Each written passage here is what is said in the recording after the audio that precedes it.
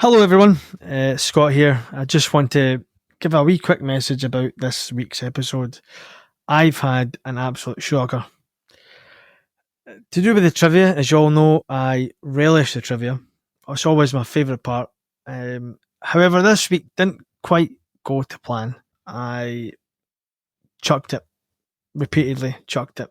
I do know when Rangers won the European Cup, it was 1972, but Cup Winners' Cup. Same thing. Right. Anyway, I just decided that I couldn't be bothered answering, so I just said the first thing that popped in my head. I just had a nightmare. So yeah, don't judge me. Please listen. It's a great episode. You can hear my pain and my crying deep within inside. So hope you all enjoy the episode. Follow. Hello and welcome to The Boy and the Bear. I am Stephen, the neutral in the room, acting as our podcast's general mediator.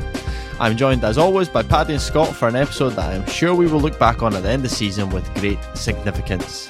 However, let's start on a bright note, boys. Both teams will play out a League Cup final, which leads me on to the I Come in Peace section. Scotty, probably your only moment of peace this week's episode, so you are up first, please, mate. So I come in peace this week, Pat, and I just wanted to ask, why for so long have the Celtic support been so critical of the Celtic board when it's evident that they are pretty good at what they do? They've got Celtic's best interest at heart. They're always in a financial positive. You know, there's maybe recruitment at times has been bad, but I just don't understand why the board gets such a hard time when you look across the city at us, and we are in dire shape. We haven't stormed the gates of Ibrox, unlike, the fans had one bad season and they were throwing sharks at the buses.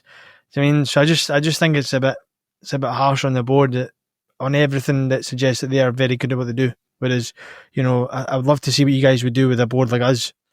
I think the place would be burnt to the ground. Nobody on your board.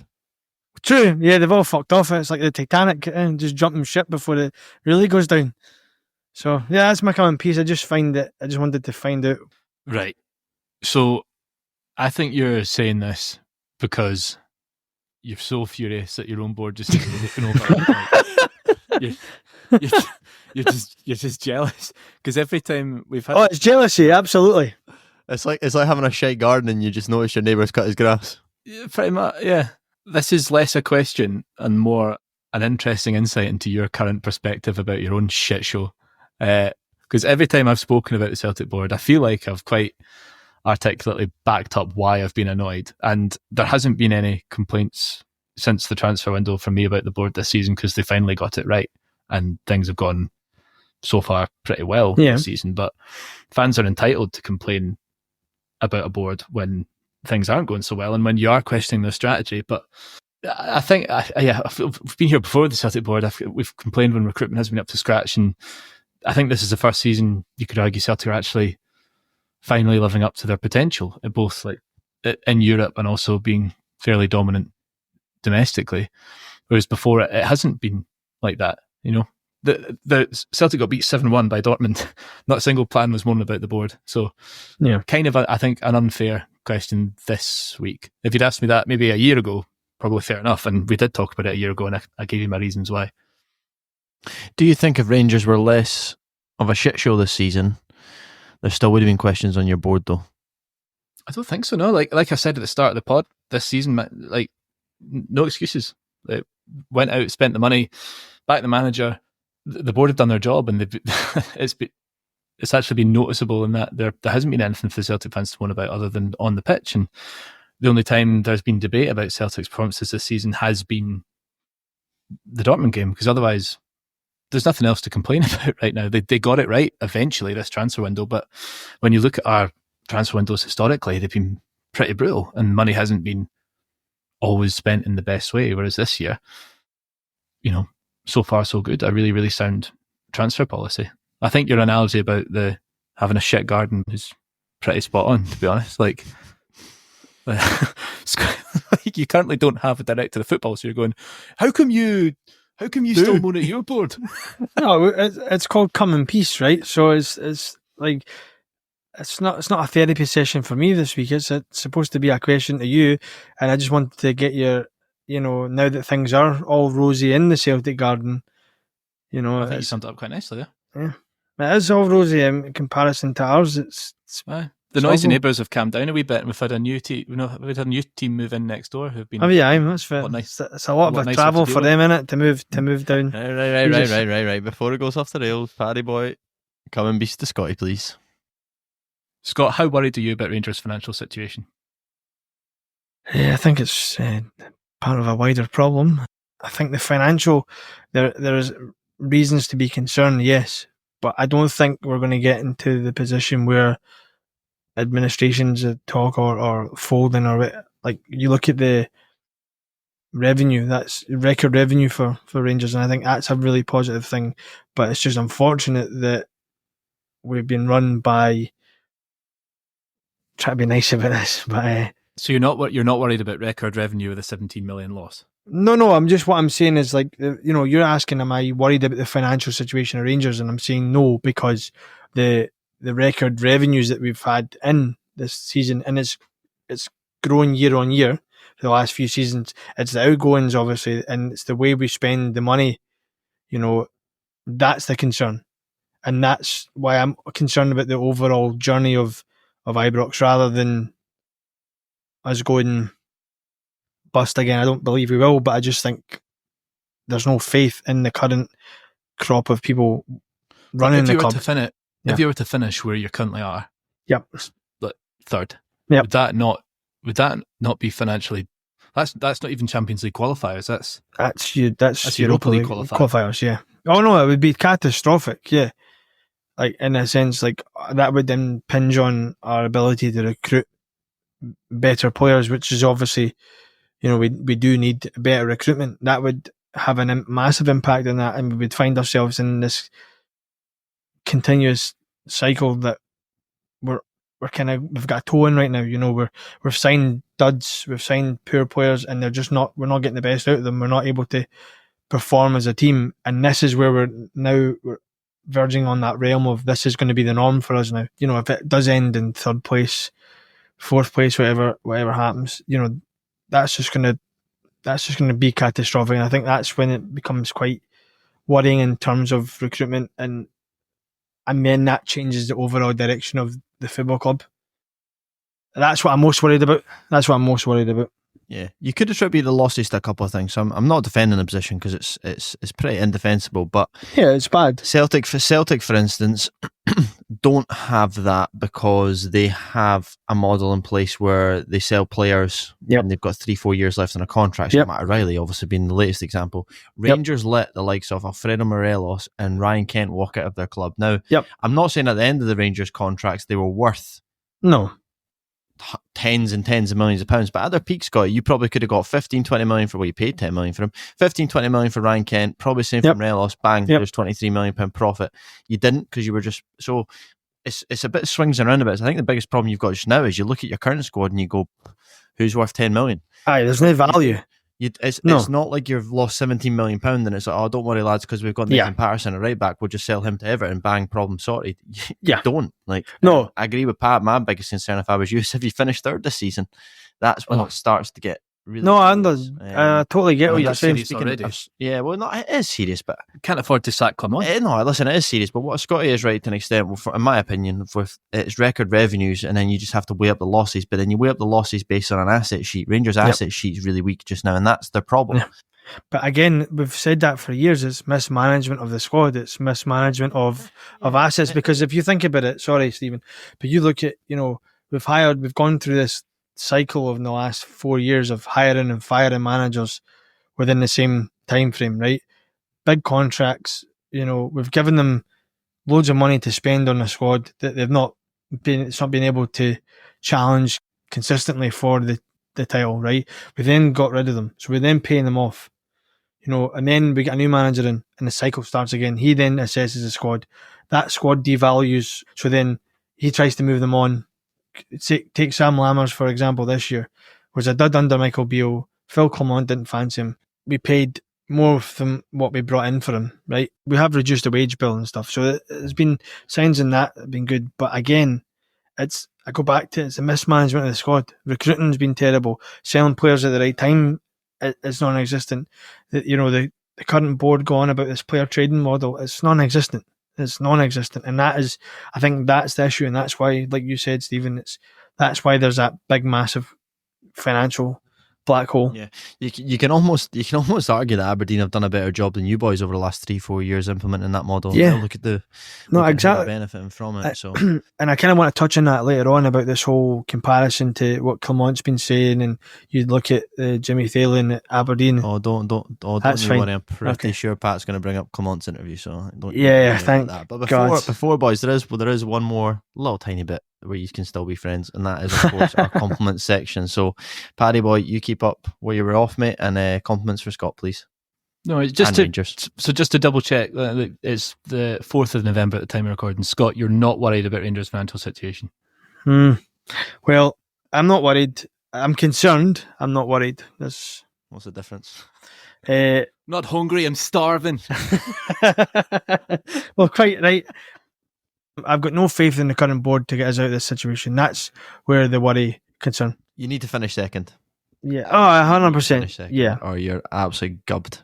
This was the point I was going to make, and then we will move on to compliments, right? Why on earth, if you're, and this is again, it's another section for the podcast later, why on earth would you invest in Scottish football right now? If you're someone who's got hundreds of millions of pounds and you want to invest in British football or football in general, why would you buy Rangers?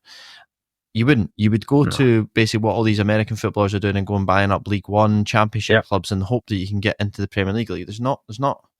I don't think that's fair. I think that's a league thing. Fair. That's fair. It's facts. I think if you look what Aberdeen have done with some clever recruitment and a great managerial appointment, they're selling out Pittodrie again. If they finish second, they're a club that's massively. Let's be realistic, Pat. As well as Aberdeen are doing just now, they're nowhere near the size of Rangers Football Club or Celtic Football Club. I didn't say that for a second, but I'm saying they'd be a attractive asset for Just try to get a new pal. For someone wanting for someone wanting to buy, like you show what clip.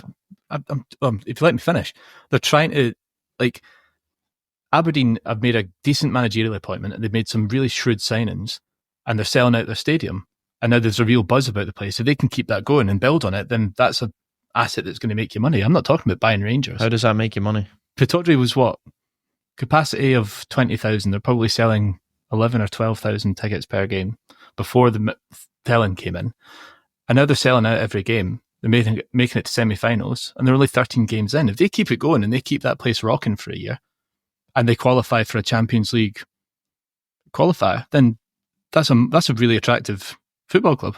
No, but that still only relies on the fact that they have to sell players to continue to make a profit. They're not a self-sustaining club in terms of they'll never not have to sell players to then challenge Rangers Celtic. If you buy a Birmingham City and you can get from League One Championship all the way up into the Premier League, look at the TV deal the Championship's got now. There's far more revenue in that in terms of driving that model into future markets, etc. But that's nothing new. That's nothing new. I think talking down the Scottish games, it was anything new. I said it was a better investment model for someone who's got, say, 100 million. You said, why would you to invest in Scotland? That's why you'd invest in Scotland. It can be done when you've got the comparative options to invest in the clubs down south. Yeah, but I'm not saying that's the problem. Sorry, just to interject there. I think the reason investment in Scottish football isn't there is because of the overall league, the standard, the decisions that have been taken in the league. Yes, it's a poor structure. We've got 4 leagues. We've got 3 of them with 10 teams and a Premiership with 12 teams. I mean, that's not an attractive model. That's not, it's the same teams getting promoted or relegated. It's the same teams in the European places. The same teams winning. Maybe not this year. No, but again, we'll still be in a European position, mate. So you never know. I think we will be. Yeah. Listen, boys, we could argue this till the cows come home. Can I get a compliment, please, Pat? Well done for reaching a cup final. Looking forward to pumping you in that. Thanks, pal. Thanks. Really, really looking forward to that. I'm going to come up north again when that's getting played, so I have no signal and I can't watch it. That's a genuinely good result, though. Yeah, second half performance was better. Yeah. First half was a shambles. Second half was a lot better. But Love that you posted his Cyril Dessers was a joke in the chat, and then he scored pretty much. I know. As soon as I said that, it's like he's gonna score, isn't he? But yeah, thanks for that compliment, Pat. My compliments to you is obviously scoring 6 goals against any opposition is brilliant. But to do that with second in the league and one of the most informed teams in the league is a real statement of intent. So yeah, very good performance from you boys, and quite a scary prospect for us. I was thanks, Scott. I was texting our guest before, during, and after that game from last week. If you've not listened to our episode with Jordan, the Aberdeen fan, it's still well worth a listen. I was speaking to him, saying that I think collectively this is the most nervous Celtic fans have been domestically this season. A lot of people viewed it as, if not a 50-50 game, definitely like a 60-40. I thought it was going to be properly close. A Celtic fan? I put my money on a Celtic win on penalties again, like the Scottish Cup semi-final last season. I thought it was going to be seriously tight. I just did not see that result coming a mile off, and I still can't work out. Like, Celtic were absolutely brilliant and ruthless. We kind of did to Aberdeen what Dortmund did to us. Like, every time we went up the park, we scored. We were just ruthless. But I couldn't tell if it was just Aberdeen shit in the bed or. No, from a Celtic turned up from a squad point of view as well. You have got to remember, laughing and joking aside, Aberdeen put a lot into that Rangers game. The adrenaline, the energy, and then having to go then to travel down to Glasgow to play you boys at Hampden. Like, it's maybe a little bit a bridge too far for them. But yeah. Do you think, Pat, in any way, shape, or form, it was counterproductive? Not that Celtic fans really care, because you're probably going to win the league, but in terms of destroying Aberdeen's confidence a little bit? Nah. No, not think it'll affect them in the league at all, or nah. I think it's sometimes you can get a bit of a reset when you go back to a different competition for whatever reason. And I'd love it if Aberdeen finished second instead of Rangers, but it's certainly not counterproductive from a Celtic point of view. Like, I remember who the big dog is here. Yeah. Well, speaking of big dog, can you move on to your Decanios in a do-way, please? It was a tenuous link, wasn't it? That was a tenuous link. Speaking of big dogs, Decanio. Well, it's first time in quite a while I've struggled to come up with a do-way, but the Decanios are pretty easy. So first one is, since the last time we did a pod, which was with Jordan after the 2-2 draw with Aberdeen, we've played 4 games, scored 11 and conceded 0, including a game against Atalanta away in the Champions League. And I don't think anybody would have seen that coming. Particularly the away result in Italy was just... Do you see that as the biggest result out of the 4 games? Yeah, probably. This is probably the one I expected the least. Atalanta, I think, are still the top scorers in Italy. Europa League winners. We had no right going in there and keeping a clean sheet. And as the positive is that we've really had to use the squad in the last few games. And I was wrong about Trusty, definitely. He's been solid. But I was right about Luke McCowan, who finally got his start and got his goal on his start as well. He's been brilliant. And the other one was at the semi-final performance. We were just chatting about it there. One of the best domestic performances in years. Like, Celtic just blew Aberdeen away, and we all know that this is a really good Aberdeen squad. I'm really struggling to think of a negative. I suppose you could maybe say there's a couple of injuries creeping into the squad. If that continues, then maybe the bench isn't as strong as we first thought. In the Dundee game, we played some of the fringe players and none of them took their opportunity. Yang and Palma and even Taylor and Ralston all looked pretty ropey. So it's maybe a little bit of concern about the strength of that bench when we do have to start using it more. But how many of your players have been called up for internationals? Do you know? I know it's Taylor and Ralston once again for Scotland. There's a few away, I think, for various teams in Europe, and the American partnership of CCV and Trusty. So, and Scales will be away for Ireland. So yeah, actually quite a few when you think about it. Schmeichel, yeah, maybe our full 11 actually. we could be fucked.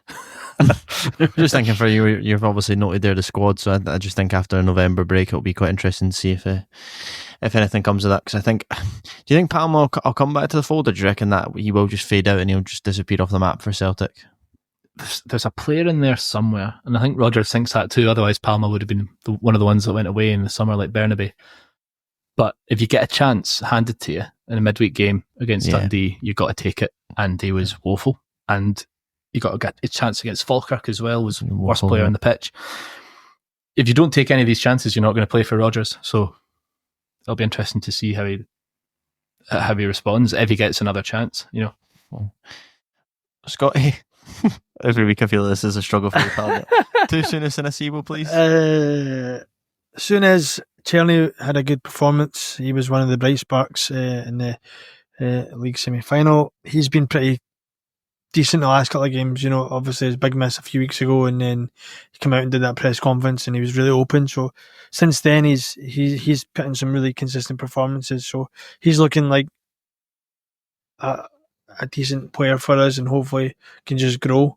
Another one is good to see Danilo back. I thought he brought a lot of movement and energy for you boys. Yeah, when he came on, he certainly made a difference and just helped get us up the park a lot easier, and, you know, cause Motherwell a bit more problems and give them something else to think about. So it's really good to see him. The Sibo, can we change that to a Dessers now? I think it's about half season. The guy that got you to the final. You boys need to get off this bandwagon, man. I was with Rangers fans again at the weekend. No, I'm not. He's one of the worst players we've ever seen. He is though, mate. But he scores your goals, mate. It's the hardest thing to do in the game. The rest of the boys behind him are the problem. No, it's not, mate. He is half the problem.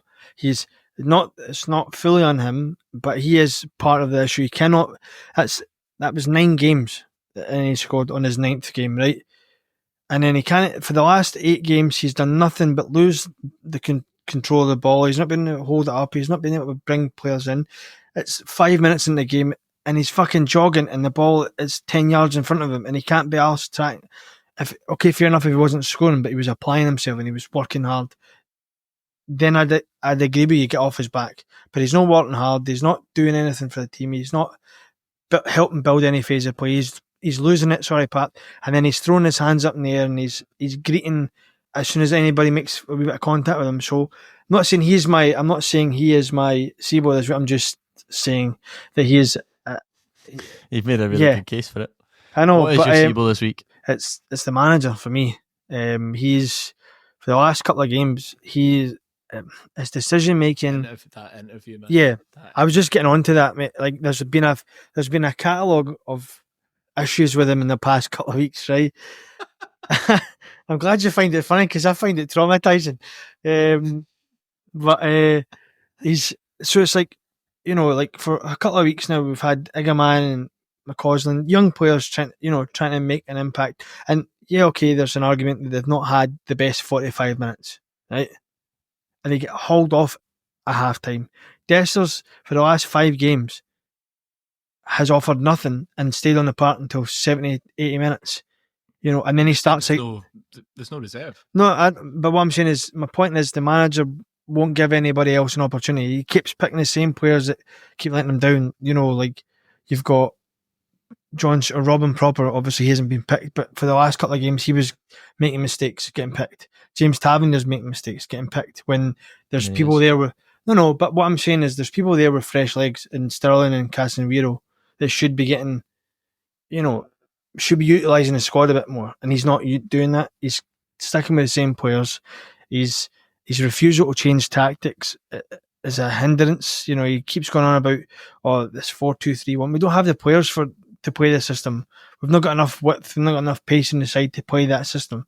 So he should have the ability to adapt his system to what he's got available. Yes, Matondo's out injured, Cortez is out injured, so change the system, and he's just not doing it. He's not giving enough people opportunities, like some of the young players. He was going on about that in his press conference last season. He's going to give the young players, the Rangers, a chance. You know, you've got guys, I keep going on about Kieran Dill, it's not a Rangers player, right? But he's sitting on the bench taking up a spot for somebody that we could bring in, like a Bailey and build up and get that value into the squad, which we were talking about earlier on. And that is a way for Rangers to bridge that financial gap by giving these guys a platform. They might not be good enough, Scotty. No, I know, but good enough, mate. I know, but how do you know they're good enough if they don't get an opportunity, mate? I said this to you the other week. The manager and the coaching staff see them on the pitch every single week, mate. If they're not good enough, they're not good enough. But can you trust the manager when he keeps picking the same None of your players? managers have done it. None of your managers have picked them, mate. Hey guys, None I of think them you're both overreacting, because if it wasn't for a toenail, it would have been 2-2. I know. It was one of your best performances of the season. I know, right? I see when he said Aberdeen goal, man. Jesus Christ! And this is again why I think he's my Sebo this week, because it's the same ball over the top through the middle. One pass cuts us open, and we concede every time. We can't deal with it. It's happened to us last season. It's happened to us throughout pre-season, and it's 13 games, 14 games into the domestic season, and it's the same thing we get caught out with every time. He refuses to change it. He refuses to address it.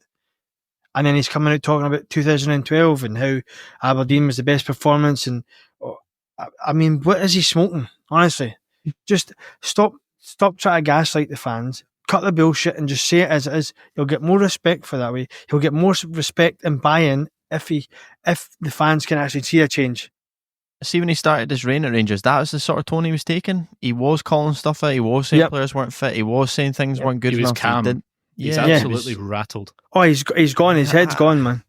I keep tossing and turning. I obviously put in the chat this week that I think he needs to go, and then I kind of change my mind again because, and I go back to your chairman's interview, your acting chairman's interview, where they were basically saying that like he has had a lot, like he has been doing a lot that's not his job, and he didn't expect to be in those positions. And I mean, the boys won league titles in other countries. I know. He was brilliant when he came in. He did get a tune out of a lot of the players and stuff. I wonder. It's turning almost into the Scottish Ten Hag, isn't it? And that's what it feels like from a neutral's point of view. But it is though. I keep taking a step back and being like, there must be more to this, and you want to give him a chance to the end of the season. Also, you can't afford to sack him. No, we can't. We can't afford it, and that's why obviously in our group, in our group chats, in the group chats, the boys are like, "Oh, is he going to go?" I'm like, "No, because we can't afford to let him go." Right, and that's unfortunate. He did give us one of the best, if not the best, Chris Boyd meltdown of all time. Oh, he needs to calm down. By the way, he needs to set. He's getting paid for that. He's getting paid the more explosions he has. I know, but this is like a. It's just too much. I imagine being a Rangers player right now and listening to people like, just shut up, Chris. I know. Like, I don't mean it. Have your opinion and stuff, right? Boy in the Bear podcast host calls out Chris Boyd. I think it's just That's too getting much. yourself. He just needs to calm down. He's like, listen, he's a smart lad and he gets his point across well, but just going to calm down a little bit. But I think... But I agree with you. The problem with Chris Boyd and what he said was he literally said that the way the club had been run was an absolute shambles, but then came at every single element of the club. So like Clement has to go and blah blah blah blah. There's not that many elements of the club to criticise when you don't have a director of football or we don't have a director of academy. We don't have a CEO. We have no director of football. Pat, I want to come to you first on the next point, which is just still talking about obviously where we find ourselves as Rangers, and obviously football can turn on a toss of a coin. So. Listen, Rangers could beat Celtic next to Old Firm and the gaps close, etc. But as we stand here today, all the news that's coming out about Rangers, and let's take it as some of the worst case scenarios. Say Rangers finish third this season, finances are in a mess, and the club goes back to where they kind of were when they first came up. Is that actually bad for Celtic in the long term? And that's not like me trying to be a flippant question. I'm genuinely asking that. Do you think that long term is bad for Celtic? Would you rather have a competitive Rangers? Nah, we've not had a competitive Rangers for ages. We've got a competitive because they won a league. Well, a COVID league with no fans and no pressure. But no, no, Pat. I'm genuinely asking you a question. Put your blinkers away, mate. We beat you during the Gerrard years. This we did actually. A rational podcast. No, it's not a rational. Please don't be Celtic's Chris Boyd. Oh no, we're a competitive Rangers because we beat you once. No, we didn't beat you once. Over the Gerrard, we beat you quite consistently. We were very competitive. Is your answer to my question no? Is your answer to my question no? So we can't help or do anything about what Rangers... I didn't ask that. That wasn't my question. Is it bad for Celtic? No. Is it great fun for Celtic fans? Yes. Are there currently Rangers fans that come to Celtic games anyway? No. Do we get our revenue from the Champions League? Yes. Revenues, the structure of the Scottish game, the ability to get the game across to future markets. Like you need a competitive league to do that. We've not had a competitive league for ages. It's been show jumping, as Kevin Bridges called it. Well, no, but it was just coming back. Rangers won a league title, and then if you go back to the early 2000s when it was competitive, that was a far better model for other people outside of Scotland watching the game. Surely, as a Celtic fan, you can at least acknowledge that. You're asking the wrong person. He won't. Look at me, stumped. He won't. He doesn't want to admit it. That you need a strong Rangers, you need a strong Celtic to have a strong Scottish football. That's what you need. That's one of the reasons I do this podcast, is because I enjoy Scottish football. But you enjoy gloating, mate. That's what it is. Well, you enjoy Celtic winning. Of course I enjoy Celtic winning. You can't call a fan out for enjoying watching their team No, win. I'm not. I'm just saying that you can't see the bigger picture for Celtic in terms of this is bad. In my opinion, this is really bad news for Celtic long term if Rangers don't get their act together. As it would be for Rangers. If Rangers won 9 leagues in a row and Celtic were in an absolute shambles, it's just not great for the domestic game. And it's the same down south. If Man City win another league this year, 5 in a row, that is not great for the Premier League. So they've got a slightly better marketing model, but when do you think Rangers last consistently had their act together? 5 to 10, 2005 to 10, really. Right, and in that time, Celtic are now the richest they've ever been. Yeah, but you could be a lot more off if you had a competitive Rangers, because you would have external sources of marketing and the game's being broadcast, and we wouldn't have to have all the. I know you don't because you get into the Champions League just now, but we wouldn't have all these qualifiers, and we'd just be taken a lot more seriously as the national team, youth players coming through. I could go on and on and on. I just wanted to genuinely ask you the question while Rangers were in this absolute shit show. That was all. And Scott, I know what your answer will be, but I imagine you're more concerned about where Rangers actually currently are. So.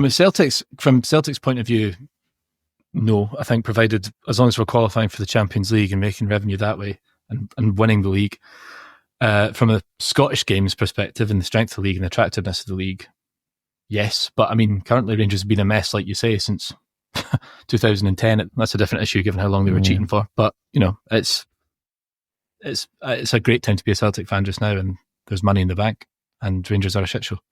Always with the snidey comments. Any comments? You can't just be nice about it. Just you always have to get a wee dig there. Always have to dig, yeah. Scott, I've been less harsh on Rangers this episode than you have, mate. Yeah, well, that's my job, though, isn't it? Your job is to be positive about Celtic. No, your job is to stick up for Rangers, actually. Your job is actually stick up for Rangers. Yeah, but what's there to stick up for? Chris Boyd. Rest my case, man. Chris Boyd is making my point for me. No, but all I'm saying is you're talking about you guys are saying Rangers have been a mess since 2000. No, we had our act together for 4 seasons, and then it all went to shit after we came back. So, and then as soon as Gerrard left, it all just went downhill. So this week, boys, trivia. We're doing a mastermind this week, where I have compiled 10 questions for each of you. And what we're going to do is you're going to just answer those 10 questions in order. So, Scotty, you are going to be up first. For fuck's sake. And you get 10 seconds to answer each question once I finish my question. And the winner will be whoever gets the most points out of 10 at the end. Great, here we go. I'll get Any one. questions? So, you're using up 10 episodes worth of questions in one episode. Yeah, pretty much. Yeah. Okay. Don't worry, mate. There's plenty up my sleeve. You let me know when you're ready, Scotty. Just go for it, mate. Question number 1. Which Rangers player scored the winning goal in the 2002 Scottish Cup final against Celtic? Fuck. You are not struggling with that. Mate, I'm at a blank, honestly. You are not struggling with that. Even I know that. I know. Yelovich. No. It was Lorenzo Amoruso. Oh, is it? Question number 2. Who was the top scorer for Rangers in the 2010-11 season, helping them secure the Scottish League title? Say Yelovich. No, it was Kenny Miller. Right. Question number 3. In what year did Rangers just say win? Yelovich to every question. I thought you were going to say Chris Boyd. Yeah. In what year did Rangers win their only European trophy, the Cup Winners' Cup? It's Diddy Cup. Shut up, Pat. 1982. 1972. We need a new Rangers fan. Question number 4. Which Rangers player holds the record for the most goals scored in European competitions? I don't know if you can see my face, but I really can't be arsed. I've had enough of Pat and his piss. I've quit the podcast. Thanks very much. See you later. These aren't Pat's questions, mate. These are mine. But if you could answer question number 4 for me, that'd be tremendous. What was the question again? Sorry. Which Rangers player holds the record for most goals scored in European competitions? Alfredo Morelos. Correct. Question 5. What was the final score, in Rangers 2008 UEFA Cup semi-final second leg victory over Fiorentina, which sent them to the final?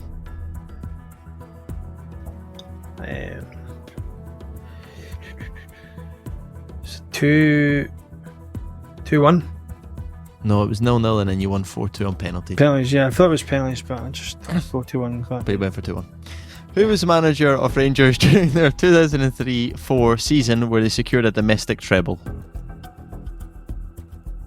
Alec McLeish. Correct. Which Rangers goalkeeper was the hero in the 2008 UEFA Cup semi-final penalty shootout win against Fiorentina? Nacho Novo. Keeper.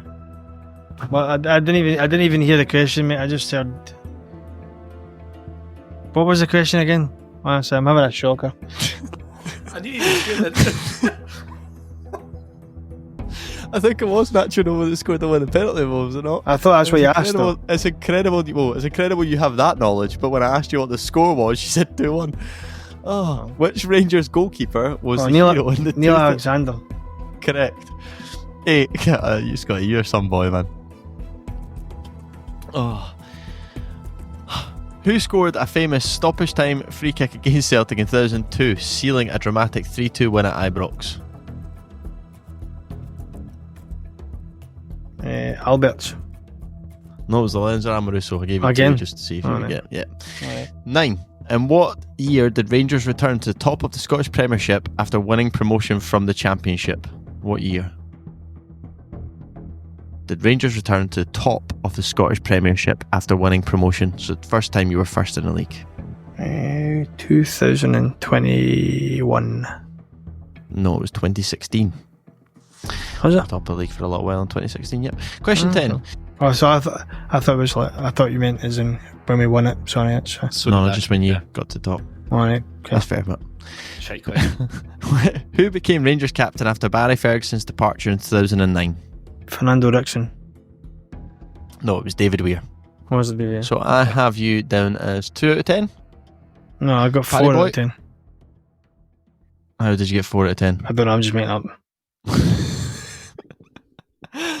Alright, I was shite, that's all. Thank you, bye bye.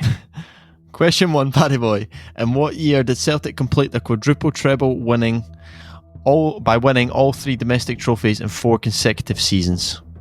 What year? Yeah. It's weird because this is where they played like last year's Scottish Cup final the year after because of COVID. But that would have been done in 2021? I have 2020 down. Well, they played that game in 2021, I think. That was 2020. I'm not giving you. You've got 9 more to get 2 points, mate. You're fine. Who scored the winning goal in Celtic's 2019 Scottish Cup League final victory over Rangers? Julian. Correct.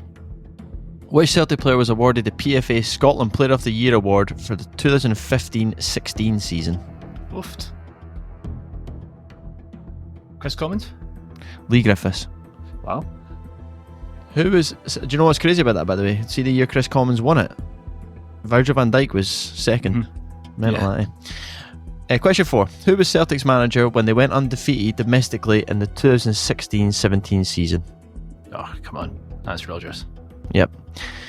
What was the scoreline in the famous 2006 Champions League group stage game for Celtic versus Manchester United at Celtic Park? And I'm laughing because we watched this together. 1-0. 1-0. 6. Who holds the record? Unlucky Scotty. Who holds the record for the most European goals scored by a Celtic player with 35? Larson. Correct. Which Celtic player famously scored a hat-trick in his Old Firm debut in 2000?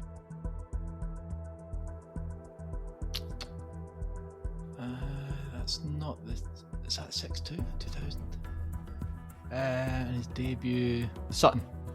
No, one of your No. favourites, Moravchik. Oh, of course. Question 8. What was Celtic's record margin of victory in a competitive match set in 2010 against Aberdeen?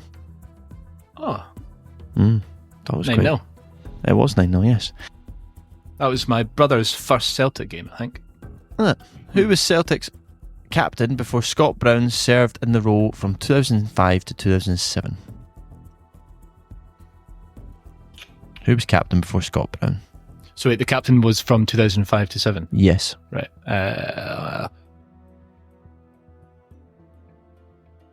Lennon. Correct. In which city did Celtic win their only European Cup in 1967? Lisbon. Lisbon. Correct. I have you down as 1, 2. Oh, I wonder if I beat Scott. I've got you as 8, I think, mate, which is pretty impressive. I'll do that. I think they were Yeah. entry-level questions, to be honest. Well, all of them. Aye. Yeah, I don't think my Rangers ones were too harsh. If you think you could be a bear, then please send it to me.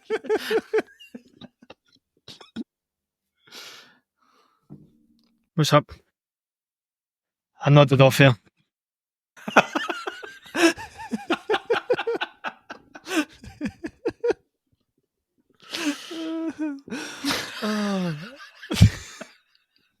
It was a tetchy episode this week, boys, but I still love you. Yeah, just a bad week. You can recruit a Rangers fan for the trivia if you want. It's okay. You do it, mate. You're really good at it. You enjoy it. You excel at it. So, you know. Well, you've been listening to The Boy and the Bear. Email us your questions or complaints at theboyandthebear@gmail.com and share this pod with your mates on group chats. And please do follow us on our social channels, Instagram, X at Boy Bear Pod, and we are on YouTube, The Boy Bear Podcast. The caravan keeps rolling and the dog keeps barking. Hail, hail. I'm going to put a toenail over the line. Follow. See you in a couple of weeks, boys. Well, maybe not That was you, it. Scotty, but Nah, see you in a couple I'm of weeks. retiring. Thanks. See you later.